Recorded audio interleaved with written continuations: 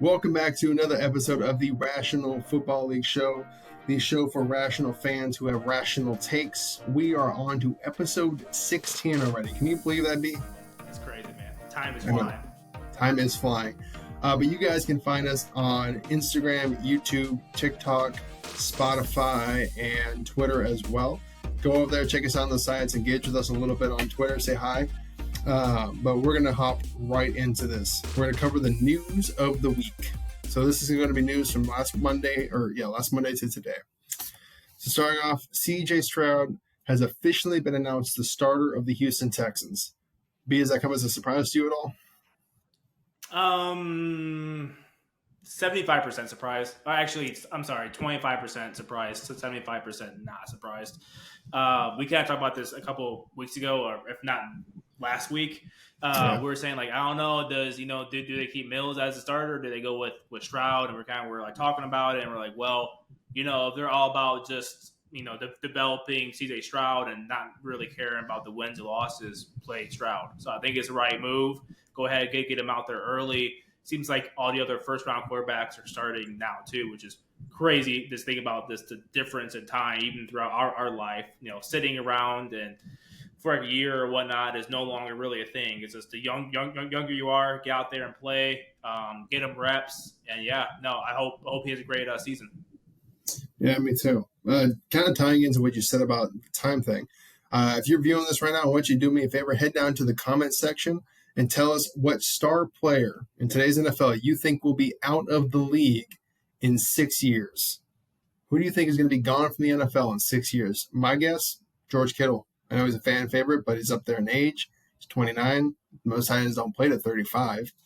So, he's a star player now, but who knows how much longer he has left. Moving on. Joshua Dobbs was traded from the Browns to the Cardinals. And it looks like he's going to be their starting quarterback. I know they mentioned a little bit like maybe doing the rookie, but if they're going to do that, why make the trade? What do you think, B? Are the Cardinals tanking? Are they tanking for Williams, Caleb Williams here? They're definitely cleaning shop. I know no one wants to admit when they are tanking, that phrase that teams and coaches don't tank, but front offices do. Yeah. They are just coming in and just cleaning the house. I mean, I don't know. I mean, they got rid of Texas legend Colt McCoy, and he's gone. He's there for a while. He actually was a pretty solid backup too for like a long time. I kind of just assumed they would ride with him until Kyler comes back. He was there for the past couple seasons. I thought he did a pretty good job in that backup role. But yeah, I don't know. I mean, it's going to be very interesting if they get that first overall pick. Yeah, well, we do have a video on that, and you haven't had a chance to check it out yet. I do recommend you go back and look. We did a great job breaking it down and looking at what would Kyler Murray's deal look like, what time would be the best time to trade him, what could they get for him. So head on over there and give that a little check out. It is a great video. But yeah, I agree. I front offices tank, not teams, but it does look like they're trying to position themselves to get that number one overall pick. In other news, Trey Lance was traded from the 49ers to the Cowboys for a fourth-round pick. We will discuss this a little bit later in our segment, but what are your initial thoughts on that? When I first saw it, I was like, what the hell? Last week, we were going through the various options of teams who would trade for Trey Lance, and not once did I think about the Dallas Cowboys trading for him. I feel like that came out in like left field. You know what I mean? If there was like a bet going on, like FanDuel, over who would trade for the Cowboys, someone put some money on the Cowboys doing it, they're probably like rich right now. Oh, they probably just stop like working because I'm sure that those odds were super, super high.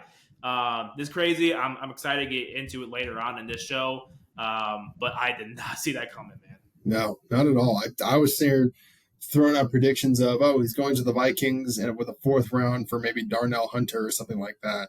I think, Ben Albright was kind of mentioning like, hey, Falcons. It's going to happen soon, and it's going to be a trade, and it's going to be maybe for a D lineman potentially and everything. So that kind of made me think, that's what it was. But I think he said it came down to the Bills and someone else. Bills and Broncos, I think it was. The Bills ran on a 2? Yeah. What? But they're offering a 5th or 6th round pick. Well, I mean, it makes sense if you're looking at Trey Lance for a backup. Trey Lance's skill set is very similar to Josh Allen's. Athletic, mobile guys with big arms, a little bit inaccurate.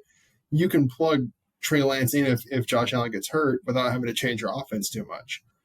So, I mean, I can see why that would make sense. But, yeah, no, I never would have thought the Cowboys would make just a different offense. It feels like it's, they have a guy there who's starting. They don't really need a quarterback in the future. Dak's still pretty young. I think he's like 30, right? So, yeah, he's a little definitely bit over 30, maybe, I think right now. Yeah, I remember I was driving when you texted me that. I almost crashed my car trying to read. I was like, what the fuck? What do you mean he's going to the Cowboys? You're like, this guy joking with me right now? No, like, fuck. I was like, is that like a prediction or like, what do you? No, when I first saw it, I was like, what the hell? Yeah. All right. I'm going to butcher this name, and I'm sure someone in our comment section will tell me I'm an idiot and correct me on how to pronounce it. And I just want you to know I appreciate you now for doing that. Thank you. Dolphins wide receiver Dawood Davis was carted off the field with an injury in the Miami-Jacksonville game. After the injury happened, they did actually end the game early, and he was taken to the hospital. I believe I remember them saying he does have feeling in his extremities. I think he's out of the hospital now because it happened a few days ago. Scary moment. It feels like we've seen a couple of these this preseason, right, B? Yeah, a couple of them. And I do remember now seeing head coach Mike McDaniel's kind of like presser, and he was just super emotional about it and just beat up afterwards. Definitely not like a pretty sight. Definitely hope that he recovers well and fast. You know, man, you never want to see that happen. But it's also, I think it's pretty cool that the games are also getting just stopped early. Yeah, it's preseason. I don't expect a regular season game to maybe stop early. No, I know they did with like Hamlin, and because it was like a 2-hour delay or whatever. Like it went on for a long time, and people were just so beat up about it. But I think it's pretty good, gesture. Just go ahead, stop play. Pray for the player, care about him, go visit him. So I think it's definitely the right move by the league. Yeah, I agree. And obviously we really do hope that he's doing better now, and hopefully he continues to get better in his recovery. And I'm sure he wants to get back to the field, so hopefully he's able to get back as quickly as he can. So Josh Jacobs, onto a little bit of a different tone here. Josh Jacobs and the Raiders have come to an agreement on a 1-year, $12 million deal, revised deal. That gets him back in the building now and ends his holdouts. How do you think this plays out for their season? Do you think they will extend him next offseason? Do you think he's gone? Is this the final year in the silver and black for Josh Jacobs? Getting Josh Jacobs back is huge for that Raiders offense. He was a leading rusher last year. They're going to rely on him a lot. Do I think they're going to extend him next year? No. They didn't extend him this season. It's probably will happen next season. I mean, he's going to be a little bit older. I'm not saying I would not. I would extend him. Yeah. But I'm trying to put my mind up their front office. Why would they wait a year to extend him? Right. At least for the price tag that he wants. I mean, I'm sure they will be happy to extend him for a 50% discount. That's what he should be getting paid, right? Yeah. But I just don't see it through the eyes of the front office. Why would you extend the player a year later if he didn't extend it now? Because you have more, wear and tear on his body. He's older. And if you guys can't see me, I put quotes up because we talk about it all the time about buzzwords for the league regarding, running backs. So, I hope he just goes off this season. I hope he gets a fat contract next year with whoever that may be. But I don't see the Raiders extending him next season. No, I don't. I mean, if he's young, he led the league in rushing. I think he was second or third in touchdowns as well. I think last year Jamal Williams led the league in touchdowns. But he obviously had a great year last year, and he's still young, and you're still not going to pay him. There really isn't any discussion of what else it's going to take. You're just never going to pay him. So, I think the Raiders should have done right by him and traded him to a team that will pay him or let him walk. But it does not appear that they are going to do that. So they're probably going to franchise tag him again next year or do whatever they can to use up the rest of his prime before tossing him to the trash heap, which is pretty – we've talked about before. We got a couple videos on. It's pretty low. But, unfortunately that is – some teams are going to do that, and it's pretty shitty. The last little piece of news for this week for your fantasy football fans. Jerry Jeudy is expected to miss multiple weeks with a hamstring injury. So if you have him on your roster, make sure to move him to your bench so you don't get a 0 from him for week 1 and go, well, why didn't he? Because he was hurt and you didn't check your shit. So hopefully he comes back. Do you have him on your bench, B, or did you draft Jerry? I did not. I did not take him. I didn't have the guts to. I know a hamstring, injury can be kind of weird. It's actually funny. So we had a draft last night for my league that I am a part of, and he actually slipped to like the 10th round or something like that. Like he just fell and fell and fell, and then at one point, some guy was like, "I have to take him now. The value's there." But I did not want to take a chance on him. But I hope he comes back strong. He just lights it up. Dude has so much talent. I hope he can get healthy, and then the Broncos offense just figure shit out. Yeah, use him. He should be at least one of the better receivers in the league, just based off talent. So yeah, hope he gets healthy and prove people like me wrong who didn't take him. Yeah, and to those who are upset about us taking this from a fantasy football angle, it doesn't seem like his injury is too serious. He should be back pretty soon in the season. So, this isn't a surgery required or something like that. It's going to alter him for life. So I don't think it's the worst thing in the world to discuss it from a fantasy football. He should be back, and we hope he has a great season. So, but that will move us on to our next little portion, our next segment of our show. We're going to discuss a couple college games of the week. Since we still don't have any NFL games to look at yet, we might as well take a couple of these headliner college games that are coming up on Saturday and give our little bit of a thought about it, see what we would do. So the first one is 5th-ranked LSU, Louisiana State University, is going to be taking on 8th-ranked Florida State. LSU is favored in that game, actually, by 2.5 points.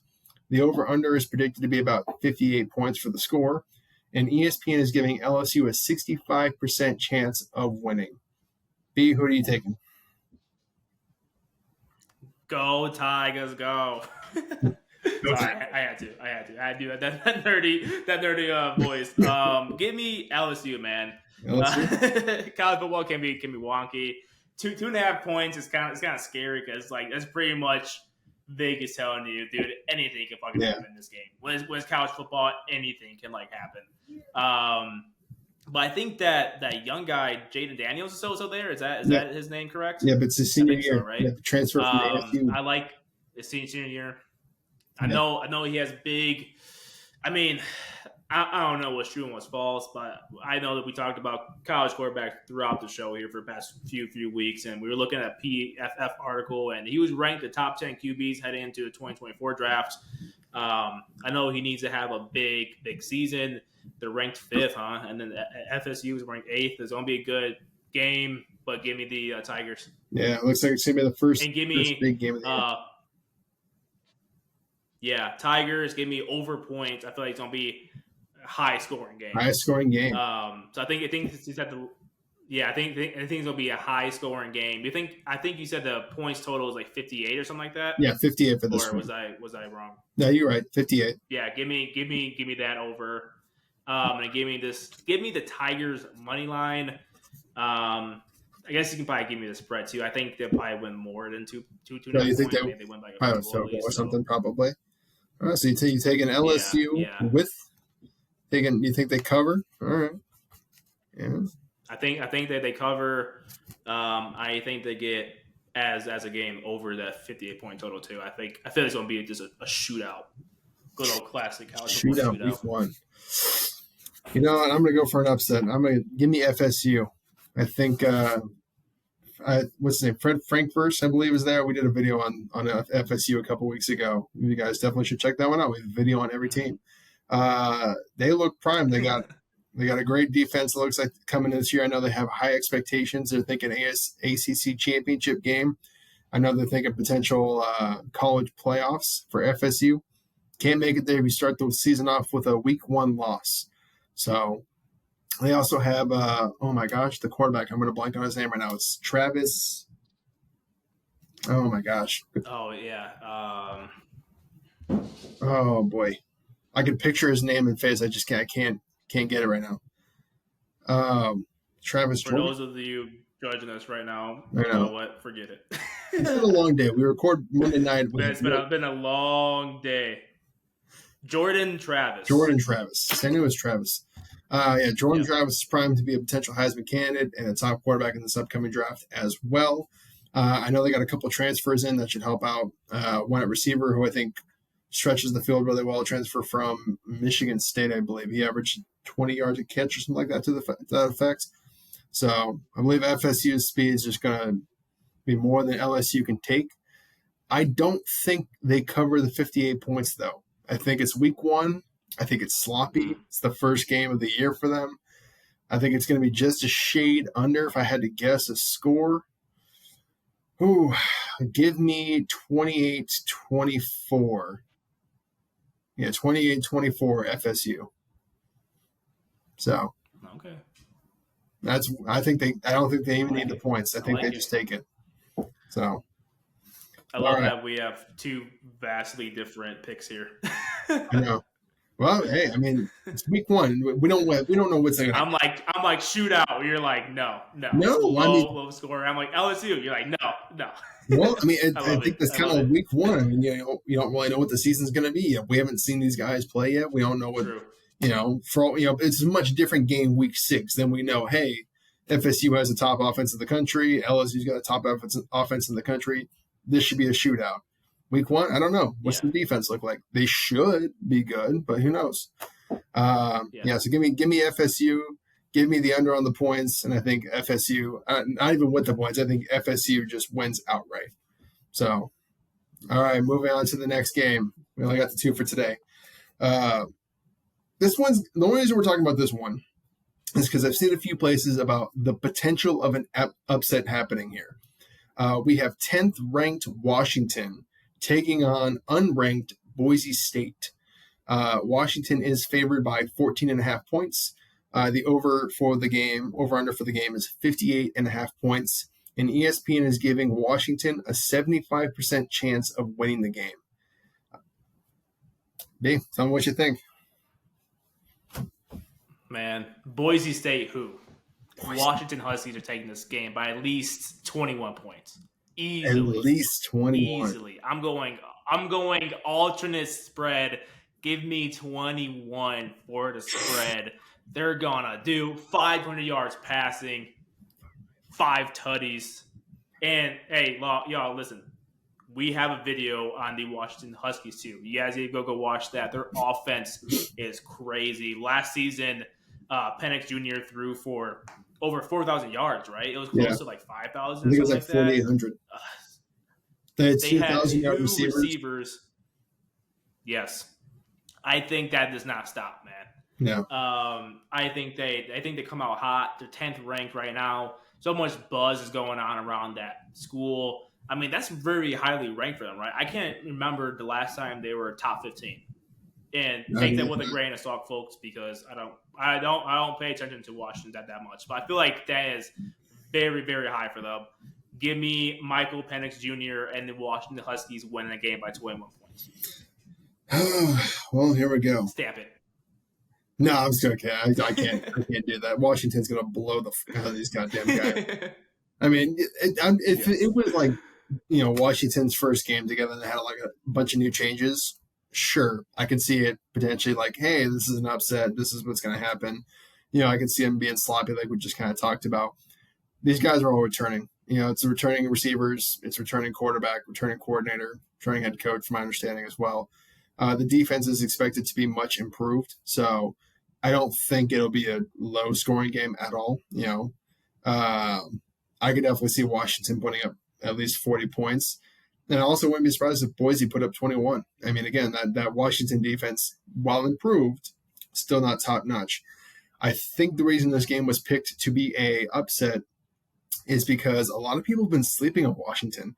What's funny is we actually got a comment on our Washington video this morning about, how have you idiots never heard of these guys? How do you not know how to pronounce this dude's name? How did you guys not know? It's just like, well, because there's no one talking about Washington, it feels like. I know you kind of mentioned there's a little bit of buzz, and that feels like it's recent. By the time we made that video, I mean, no one was talking about Washington. I wasn't hearing anything about them being ranked. I mean, hell, we didn't even know Michael Penix Jr. threw for 4,800 yards. Like I said, so I mean, there wasn't any conversation. It wasn't until a fan brought it up to us and we're like, hey, we should look into this. Or we're like, holy shit, why is no one talking about this? I mean, this is a team that realistically, again, they have an expectation of they should win the Pac-12 this year and this final year. And based on what we've kind of looked at, I mean, they're going to have some stiff competition from Oregon State and Oregon, and USC. But I mean, they're right up there with them. There's no reason they shouldn't be able to dominate. And that starts with the game today Saturday against Boise State and those Broncos, destroying them. They're playing in Washington, so it's a home game. Give me Washington by a blowout plus the points. I'm expecting a score of, let's call it 45-21. So I think Penix doesn't make it past. Games will be over by like the fourth quarter. Oh, I think it's over by halftime. It's gonna be people need like to wake up about the Washington Huskies. I mean, this is not. It's almost laugh at the fact they're like, oh, this is upset alert. Are you serious, dude? You look at the numbers. This is not going to be an upset. It's not going to be anywhere close to an upset. There was a poll today, and I don't remember who had it. They did their own poll and released it, whatever. They had Washington ranked 23rd. I'm like, there's no way Washington's the 23rd best team in the country. Like, there's not 23 better teams than Washington right now. There's maybe like 8, maybe. You're looking at the SEC teams, you're looking at Georgia and Bama and stuff like that, but there's definitely not 23 better teams. So, again, the fact that they're calling this as a potential upset alert, is kind of really insulted to Washington. I really hope they come out and put their statement game week 1, put the national media on notice, like, hey, you guys need to start looking at the Pacific Northwest, see what's going on up here, stop looking at LA, start looking a little bit higher. Wow, we've kind of been talking about this for a while. We are very fiery about Washington. I didn't realize we were Washington fans now. We are very, very passionate. I need some like merch right now. I'll to order something. No, it's all right. I just saw the time. I was like, oh, we've been on this for a while. All right. Yeah, Washington blowout. Yeah. But with that, let us get to what everyone loves to wait for with these very long episodes, is our segments of the week. I was trying to put this off as long as I can because I already know we're going to get a lot of pushback for our segments of this week. But the first one is, can Daniel Jones crack the top 10? Can Daniel Jones be a top 10 quarterback in the NFL? I don't know. Why don't you guys in the comment section let us know. What do you think? Can Daniel Jones be a top 10 quarterback? Do you think it's possible for him? Can he raise to that height? Or is he forever going to be just the $40 million man in New York, the replacement Eli? But B, I'll let you, I know you've got a lot of numbers on this. I'll let you start off and tell us what you think. Yeah, so let me open up Daniel Jones' numbers here because my printer was not working. All right. So before 2022, his numbers were pretty like underwhelming. Mostly something that jumps off the screen here, guys, is he had a tough time staying healthy up until this season. This past season, 2022, he played 16 games, which is good, 16 out of 17. His rookie season, he played 13. 2020, he played 14, which is not so bad. They were still playing 16 games there. In 2021, he played 11 games, right? So looking at it from a numbers perspective, right? If you're missing games, the chances of you cracking the top 10 is automatically harder because you have to produce more per game if you miss more games, right? But Emmett, take a look here. In 2022, let me slide on over here. He had 3,300 total yards. Out of those yards, he passed for. He had 3,900 yards, or 3,900 yards in 2022. He threw for 32,000. Ran for 708 and had 22 total touchdowns, right? So I was thinking, okay, if the Giants offense can level up this year, right? He gets a few more yards here and there. Can he crack the top 10? And my answer is maybe. Looking at Lamar Jackson, now this is bear with me here, folks. Bear with me here. Okay, it's going to be a very weird turn. I'm going from Daniel Jones to Lamar Jackson, but stay with me. if we use Lamar Jackson's 2019 MVP season as like the benchmark for like a good dual threat / running quarterback season, can he crack the top 10? And Lamar Jackson, in 2019, he had 4,333 total yards and 43 total touchdowns, right? Daniel Jones has had 3,900 yards last season total.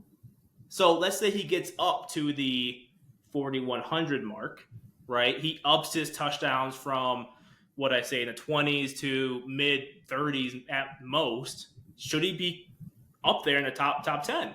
I mean, he's very close to the 2019 numbers that Lamar Jackson had back when he won MVP. And I feel like the answer is yes. I mean, like, you would have to at least put him close to it, right? You can't be like, oh, he's only 6'16". It's like he's a few hundred yards off of Lamar Jackson's MVP season. Yeah, but so I mean, with Lamar's MVP season, it needed to come with some very good splash highlight plays, which Lamar did that year. I don't want to say he won it more off of those than the actual stats, but he took the league over that year, and just double his passing touchdowns. I think we're projecting a little too much here. I don't mean to trample over you. I'm not saying I'm all for it. I'm trying to speak for Daniel Jones here, give him a little bit of props. People have been laughing at him. He ran for that 70-yard play and he fell down. But I do feel like Daniel Jones is a more solid quarterback than people give him credit for. Now, granted, take that with a grain of salt because first 3 seasons were pretty iffy. I'll be honest. But you saw what happened when Brian Daboll entered New York. He was able to get the most out of Daniel Jones. And finally, like I said this in the very beginning of the segment, Daniel Jones stayed healthy last season. Like, he wasn't playing 11, 13, 14 games. He played almost the entire season. So, yeah, I mean, like, if he can get close, if he can, get over 4,000 total yards and get his touchdowns up and maybe do a couple of splash plays where you're saying – maybe we gotta stop laughing at him. Maybe we gotta stop cracking that many jokes. Yeah, I think objectively, New York quarterbacks do give us the funniest moments in NFL history, though. The trip and then the butt fumble. New York quarterbacks, I'm sorry, they do give us hilarious moments. All right, let me take it from this angle. So under the first year in Brian Daboll, I don't want to focus on the other stuff. I don't want to focus on, his rookie year, second year, whatever. I just want to take it from the coach, the offensive guru he has now, right? On the first year with Brian Daboll, he had his highest passer rating of his career, highest QBR of his career, the highest touchdown interception ratio of his career, 3-1, and he had the highest completion percentage of his career. Now that completion percentage actually had him finishing 6th in the league in completion percentage. He finished 7th in QBR in the league. He has better weapons around him this year. So last year compared to this year, the weapons are better. He has Jalen Hyatt, the rookie from Tennessee, speedster, should be able to take the top off, make that offense more vertical, something he didn't have last year. He also has Darren Waller, acquired in trade with the Raiders, arguably top 5 tight end in the league. Should help give Daniel Jones more weapons. So I would hope and would expect to see some of his numbers improve. His completion percentage has also increased every year he's been in the NFL. So I think it started off at 64 or 65%, with last year hitting 68%. Those are the reasons I think, if we're projecting, if he continues on a growth pattern, he could be top 10. Could. These are my reasons for no. And this is kind of where I do stand more with it, is because of these reasons. He's never had more than 24 passing touchdowns in a season. How are you going to call a guy a top 10 quarterback when he can't even throw for more than 24 yards? Last year was arguably his best season. He threw for 15. You're a quarterback. Yeah. Jamal Williams should not be having more rushing touchdowns than you have passing touchdowns. He actually has 60 passing touchdowns in 54 career games. That's 1.1 touchdown per game. Let's take a look at some of the guys that we call top 10-ish, maybe 10 through 14-ish, right? Dak Prescott has 166 touchdowns in 97 games. He's throwing almost 2 touchdowns a game. Kirk Cousins, Mr. Mustache, Mr. Joke. He has 252 passing touchdowns in 142 games. 1.77, almost 2. Daniel Jones is at 1.1. A passing touchdown a game. I mean, and then to take it further, and I'm not normally a big fan of this stat, so I will explain why I included it on here. He's averaging 6.8 yards per attempt, which is about the same as it was before Dable got there. It's been consistently 6.6 to 6.8. For comparison's sake, to another great NFC East quarterback, because I know Giants fans love the Cowboys, Dak Prescott averages 7.6. Now, I don't love that stat because it doesn't tell you the full story normally. But when we're looking over the course of someone's career, and it's been 4 or 5 years, it tells me you're not pressing deep. You're not trying to hit the mid-range game. You're not getting that 10 to 20 yard gain. You're not taking deep throws. Not to say he's never done it. Not to say you're not going to pull up 5 in his highlight tapes. But it tells me the majority of your throws are within 10 yards. That's not elite. Mm-hmm. That's not even mid. So I'm sorry, I'm using the traditional version of mid, like the middle, which apparently is a bad thing nowadays, but whatever. I know it's pretty. Yeah. I mean, I really want to hone in on that point about the touchdowns too. That's really is going to make or break it. Yeah. You know what I mean? You can't be a dual threat quarterback. And yes, guys, he is a dual threat quarterback. He ran for 700 yards last season. I think it's fair to say he is a dual threat guy. Only putting up 20-something odd touchdowns. You got to produce more than that. And maybe it's because he has Barkley there. Maybe he's stealing a lot of touchdowns in the red zone, whatnot. But to your point, too, about the average yards per attempt, maybe it's also a byproduct of them not pushing the ball down the field. Where are the explosive plays at, right? Where are those long throw-in touchdowns, right? So with Hyatt there, maybe that he's a really, really fast guy. He can run those posts, those fades, and get those long explosive plays there. Yeah. But the touchdowns it's really going to hinder him if he can't get more touchdowns. And again, he also has 35 career receptions. I believe it's 35 or 34 in 54 career games. Now, again, I did not want to include that in my reasoning for no's because last year he only threw 5. It was the best of his career. It shows progress. Like I said, we talked about his completion percentage going up. So I don't want to sit here and ding him on something that is going to hopefully progressively get better. But I mean, guys, 34 interceptions in 54 games is not good.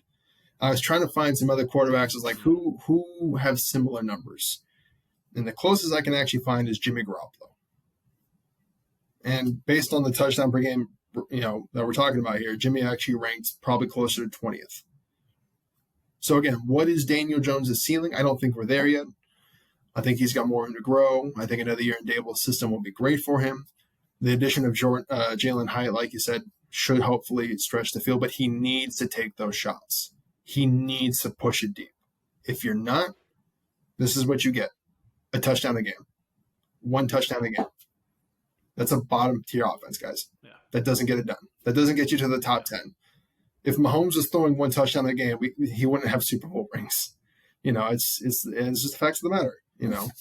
So again, hopefully he grows, but I don't see him ever getting to a top 10 discussion. I think his ceiling maybe 15, maybe.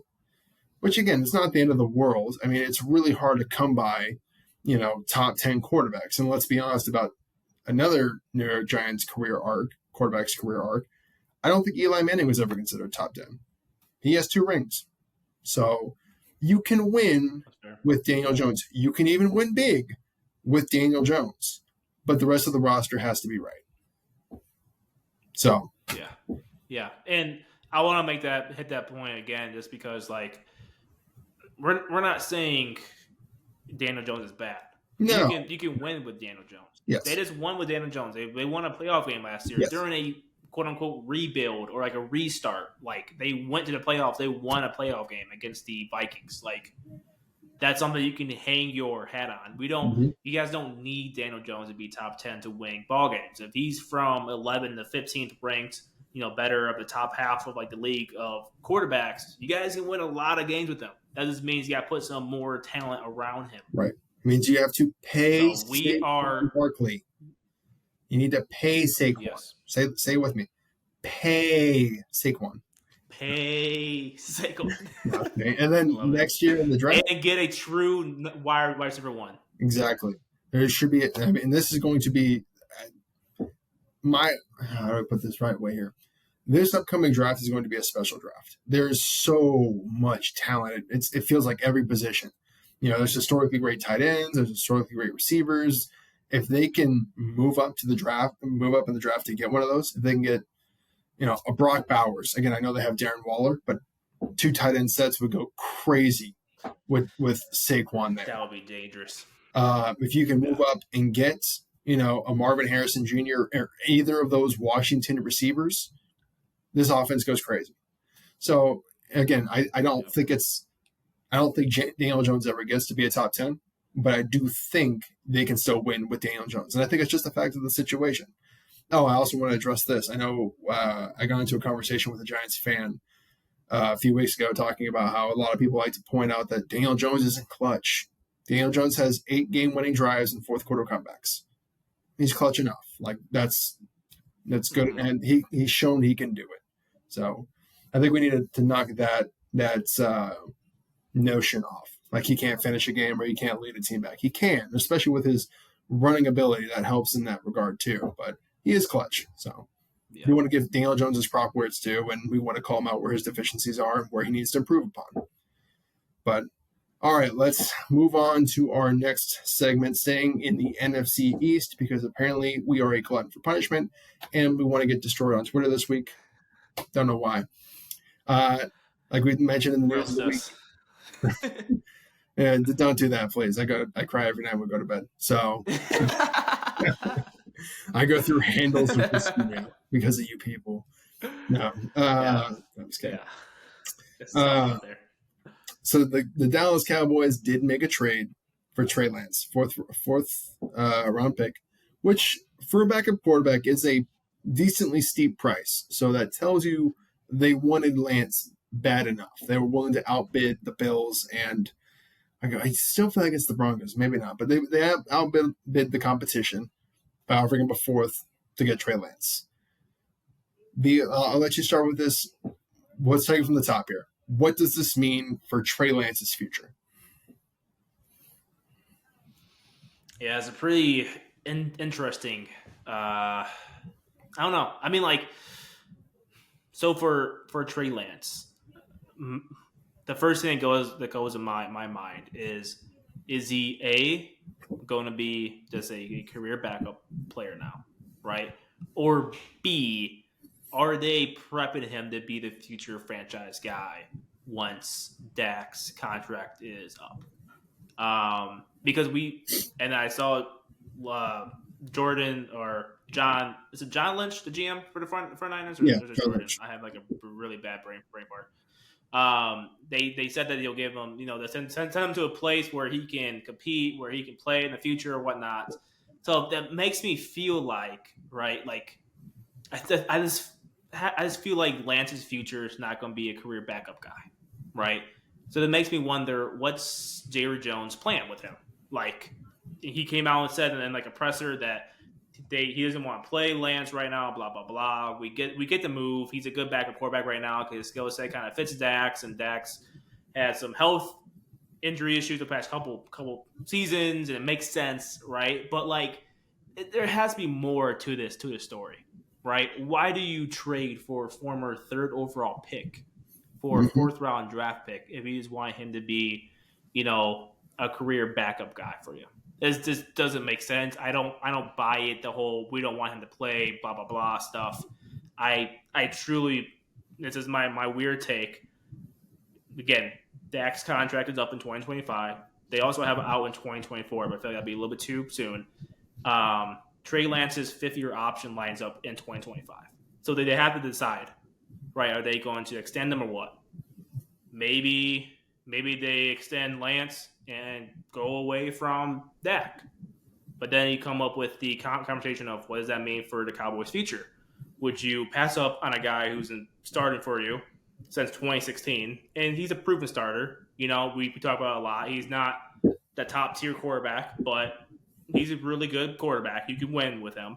Do you move on from him for a guy that's might have a higher ceiling talent wise and skill wise, but he is still an unknown right now and still somewhat raw because he really only played 4 or 5 career games and Yeah, 4 over 3 starts, 8 years, career whatever games. it was.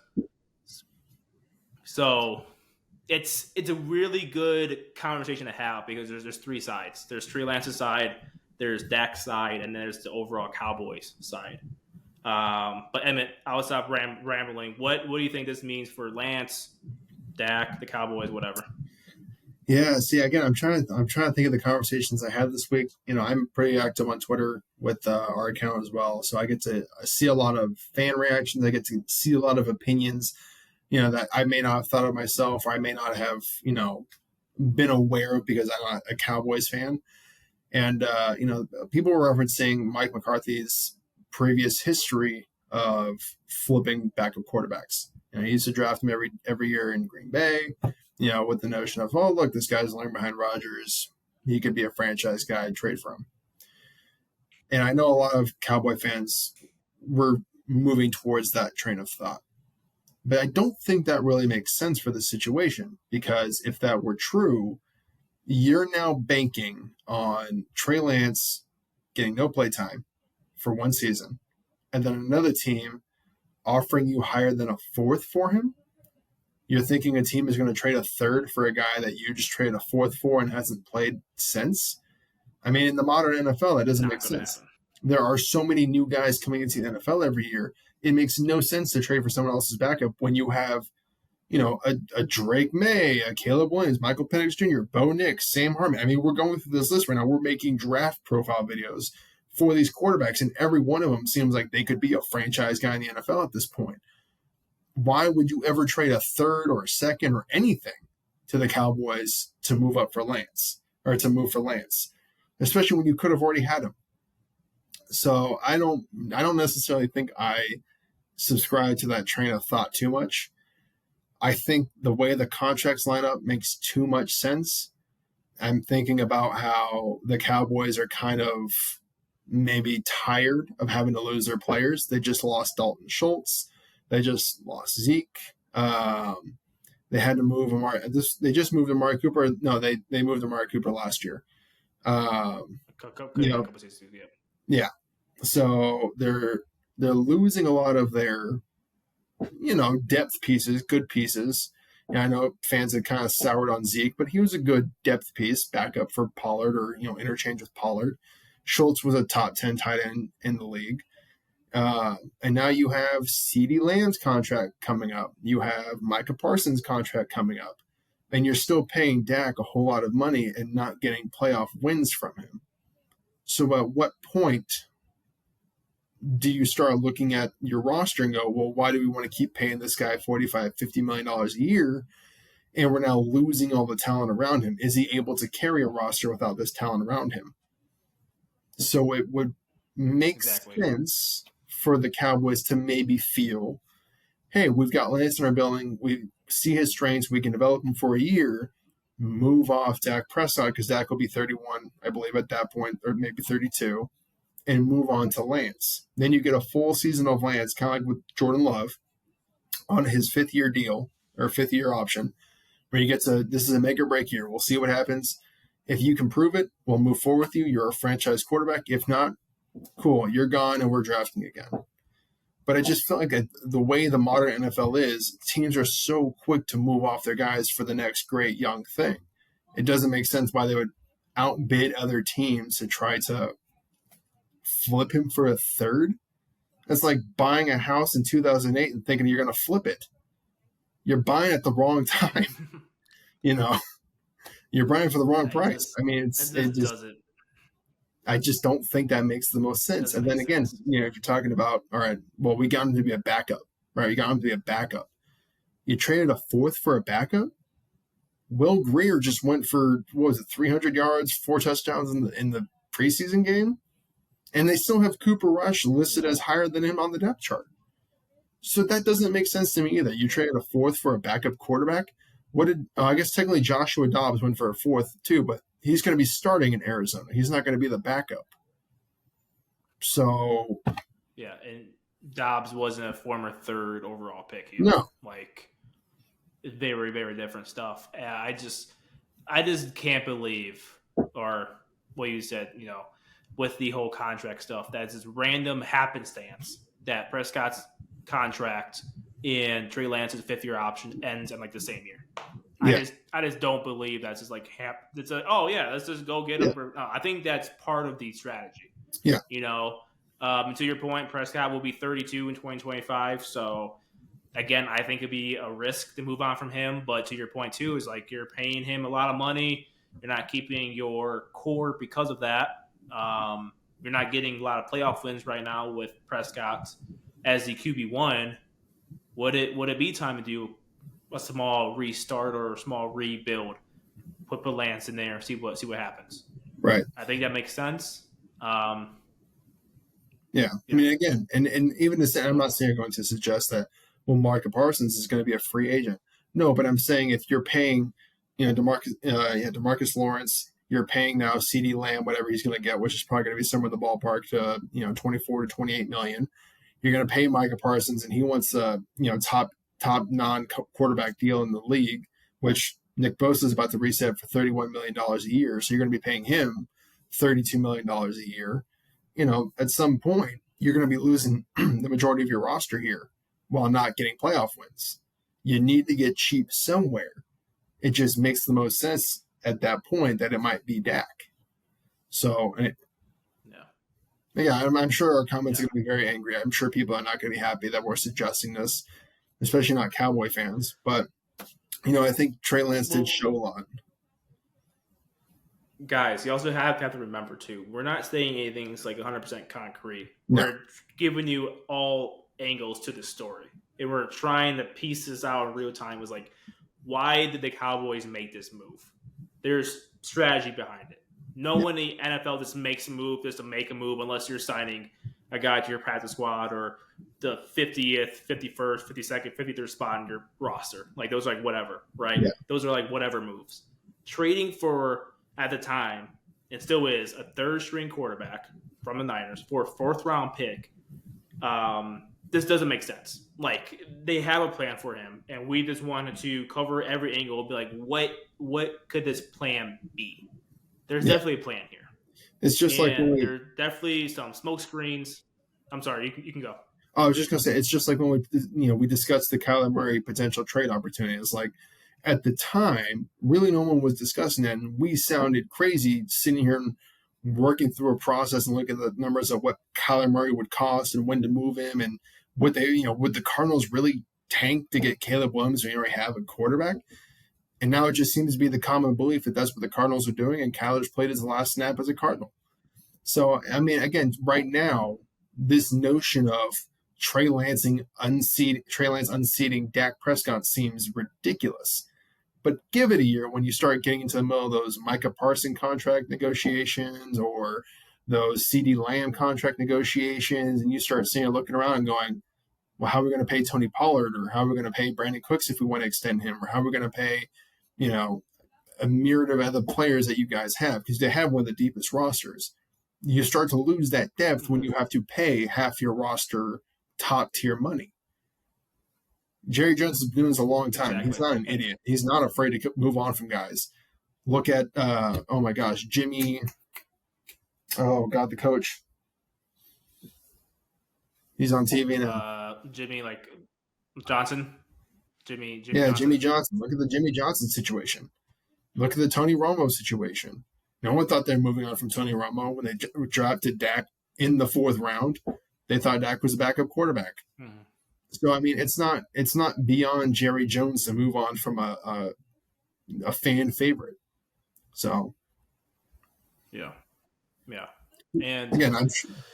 Yeah, I mean, again, we're not trying to say that's actually going to happen. We're trying to present every side here, and I just don't buy the notion of, again, I want to hit this home. They traded a 4th round pick for, at the time, a 3rd string quarterback. Yep. Potentially Who even a 4th. does that, and why? Yeah, potentially even a 4th. Brendyn Allen was getting reps. The 49ers seemed very comfortable at the time of signing Allen to move forward with him. So, yeah, the Cowboys were willing to go in and outbid other teams for this. It wasn't like they threw in a 5th and then were like, the Niners went, oh, well, this seems like a great spot. Let's send him there.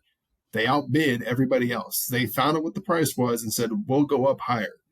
That doesn't sound like we just want a 3rd string quarterback that we can flip. You're not buying high on that. So, yeah. The Cowboys wanted Trey Lance for a reason, and I feel like that reason will uncover itself in due time. Give it a year, give it 2 maybe. But at some point, this trade will make sense. And we're trying to uncover the possible angles again. So for you angry Cowboy fans out there who love Dak Prescott, we also like Dak Prescott. I remember that was my first reaction, man. If you remember, I'm like, why would I do that? I love Dak. Yeah. If the Bears pick Dak, and by the way, Bears are my favorite team for those who are new here. If the Bears picked Dak in 2016, I would love to have him my quarterback ever since then. I like Dak. And we're not saying we dislike Dak and, unproven Trey Lance should unseat him as, the franchise quarterback. But again, it's our job too to kind of uncover everything what's going on and just kind of just talk through it. So yeah, that's again, my spiel. Just like in 2016, the 49ers didn't have any idea what they're doing at quarterback. And I remember watching Dak in leading up to the draft and thinking, this dude can play. I wanted Dak for the 49ers as well. Again, if you're new here, 49ers fan. And I still think Dak can play today. I don't think this is an indictment on Dak at all. I think it's more about the contract situation, the salary cap in the NFL. You've got to make changes, cost-cutting changes anyway. It's kind of actually why Trey Lance was brought in to be the quarterback for the 49ers. Jimmy Garoppolo was high-priced at the time. They're paying George Kittle. They're paying Debo, Fred Warner. They knew they were going to have to pay Brendyn, and they knew they were going to have to pay, Nick Bosa. They knew they were paying all these dudes this money, Trent Williams, and they needed to get cheap somewhere. Quarterback was the most feasible way to do it. It's the same thing within Dallas. Mm-hmm. Dak is still a great quarterback. He's going to have another great season and still be a really good quarterback. But you got to get cheap. You got to be able to pay people. You can't have Dak Prescott and no team around him. Who's he going to throw to? Who's going to rush the passer? It's unfortunate, but it's the reason there's a salary cap in the NFL. So, yeah. Exactly. All right, B. I think that kind of wraps up, that conclusion. That's our thought process. I think they gave one more year to Dak. I think they then turn the reins over to Trey Lance and see what he can offer them. Hopefully it works out for all parties involved. But yeah. All right. Well, I think that's our last segment, right? That concludes our episode for today. Yeah. Perfect. Sure does. All right, I think we pissed enough people off today. So yeah.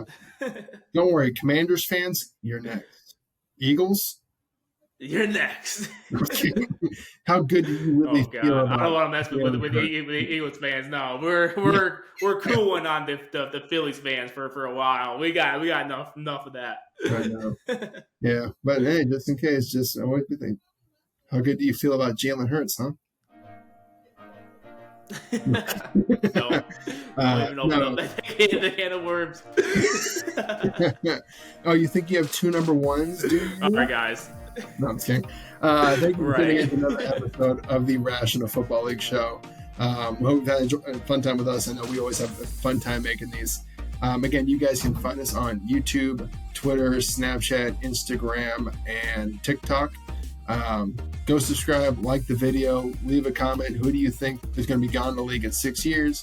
And do you think Daniel Jones could be a top 10 quarterback? Until next time, it's been Emmett. It's been B. See you guys.